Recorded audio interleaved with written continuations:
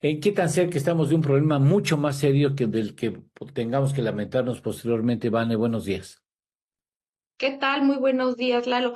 Pues mira, en estos días, como hemos visto, se ha intensificado no solamente en cantidad la violencia, sino cualitativamente con, a ver, lo primero que tenemos que analizar es que hay noticias de la movilización de soldados, de militares norcoreanos en la parte de Kursk, que es como el territorio que está ahora en disputa. Y muy importante por parte de Rusia, obviamente.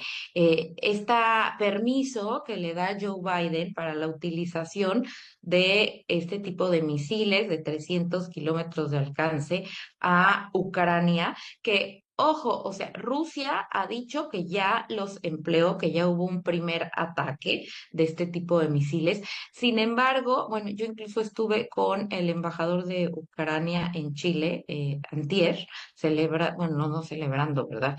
Conmemorando o haciendo un análisis sobre los 1000 días de la guerra en Ucrania. Y él decía que Ucrania no ha todavía hecho una declaración pública ni ha aceptado el uso de estos misiles. Vamos a esperar a ver si en estos días sí o no dice algo el presidente Zelensky sobre utilización.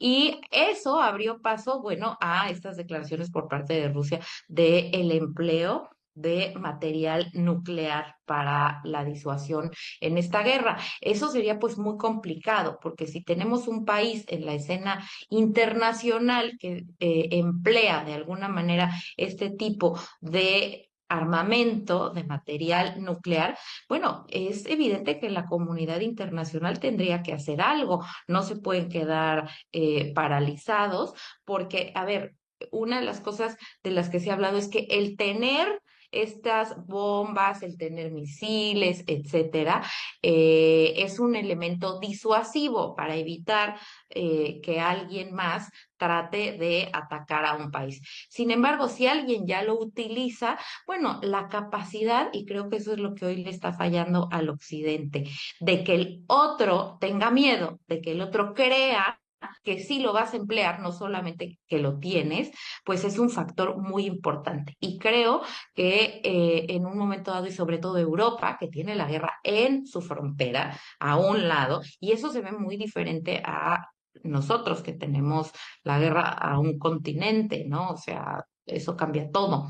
Entonces, yo creo que sobre todo Europa pues va a querer utilizar también un poco más de armamento, intensificar la guerra, pues para evitar que nuevamente ocurra esto en un futuro. Entonces, lo primero sería ver qué están haciendo en realidad estas milicias, estos militares norcoreanos, porque se habla de que tal vez están en Rusia, pero no están interviniendo en la guerra, sino están haciendo otras funciones. Porque el hecho de que ya haya este tipo de agentes internacionales que estén implicados en la guerra, ya cambia el espectro, ya no es solo una guerra europea, ya estamos hablando de una guerra a nivel internacional. Y bueno, el empleo de estos misiles también hay que tomarlo con cuidado, porque en general los analistas militares de armamento coinciden en que la cantidad de misiles que se le otorgó sí ayudan, obviamente, sí, como te decía yo, en la forma es mucho más fácil llegar a Rusia, cambia un poco el espectro de la dinámica de cómo se había estado luchando por parte de Ucrania, pero cuantitativamente la cantidad es insuficiente para pensar que va a decantarse la guerra hacia Ucrania por el empleo de estos misiles.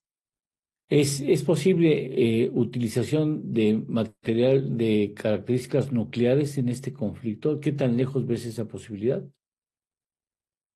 Pues mira, sí, sí es posible, incluso los misiles que están empleando ahora los ucranianos tienen la capacidad de cambiar la ojiva por ojivas con material nuclear, ¿eh?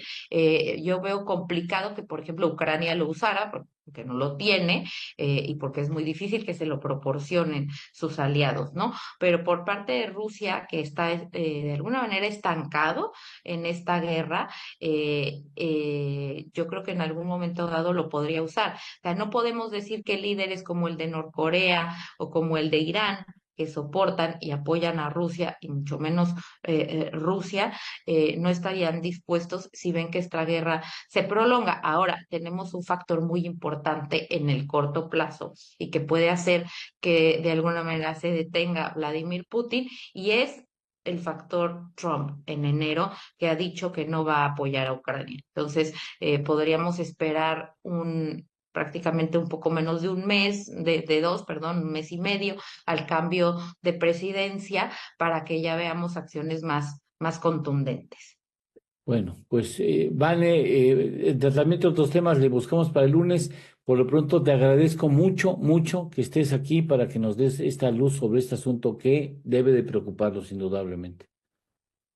Sí, desde luego tiene un impacto a nivel internacional en lo económico, pero sobre todo, Lalo, yo creo que lo que tenemos que observar los países como México, que no tenemos este tipo de armamento, que no tenemos un ejército poderoso, es exigir que se cumpla el derecho internacional, porque a cualquiera nos podría pasar, más los que somos vecinos de una potencia, y que no pase nada. O sea, vemos un Rusia que ha violado la Carta de Naciones Unidas, que ha violado el Estatuto de Roma de la Corte Penal Internacional, que entra y sale de este estatuto. Entonces, bueno, pues es muy delicado, porque nos deja en una total inseguridad y vulnerabilidad a otros países. Vemos también que ya hay una orden de captura de Vladimir Putin, y sigue existiendo países que, siendo miembros de la Corte Penal y del Estatuto de Roma, lo invitan a las fiestas, a las tomas de posesión. Entonces, bueno, ahora hay una nueva orden también contra Benjamín Netanyahu, ¿no?